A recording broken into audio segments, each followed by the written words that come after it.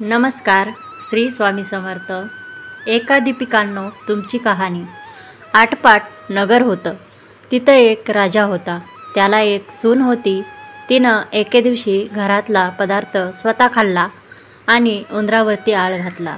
आपल्यावरचा प्रमाद टाळला. इकडे उंदरांनी विचार केला की आपल्यावर उगाच आळ आला आहे, तेव्हा आपण हिचा सूड घ्यावा. म्हणून सर्वांनी विचार केला. रात्री तिची चोळी पाहुण्यांच्या हातुरणात नेऊन टाकली.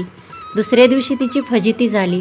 सासू दिरांनी निंदा केली. घरातून तिला घालवून दिलं. तिचा रोजचा नेम असे, रोज दिवे घासावे, तेलवात करावी, स्वतः लावावे, खडीसाखरेनं त्यांच्या ज्योती साराव्या, दिव्यांच्या अवसेच्या दिवशी त्यांना चांगला नैवेद्य दाखवावा.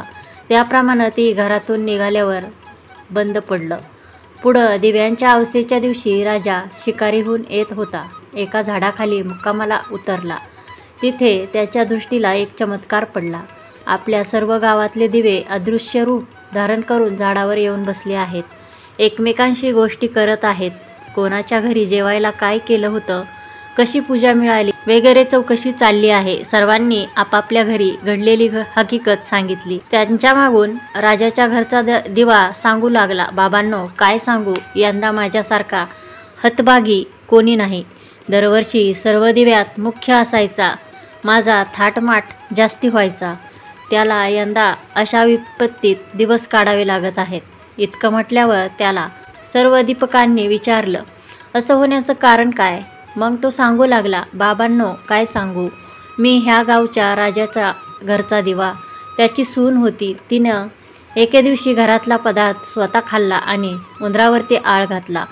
आपल्यावरचा प्रमाद टाळला. इकडे उंदरांनी विचार केला, हा आपल्यावर उगाच आळ घातला आहे, तेव्हा आपण तिचा सूड घ्यावा. म्हणून सर्वांनी विचार केला.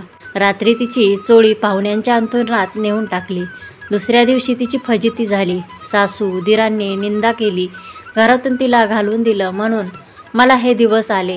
ती दरवर्षी माझी मनोभावे पूजा करीत असे. जिथं असेल तिथं खुशाल असो, असं म्हणून तिला आशीर्वाद दिला.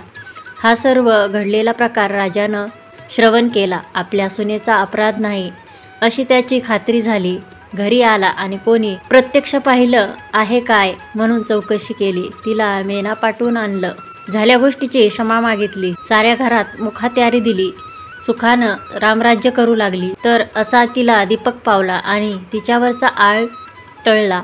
तसा तुमचा आमचा टळो. ही 60 उत्तराची कहाणी 5 उत्तरी सुफळ संपूर्ण. याचं तात्पर्य, आपण कोणाचे चांगले केले तर ते फुकट न जाता त्याचे फळ मिळते.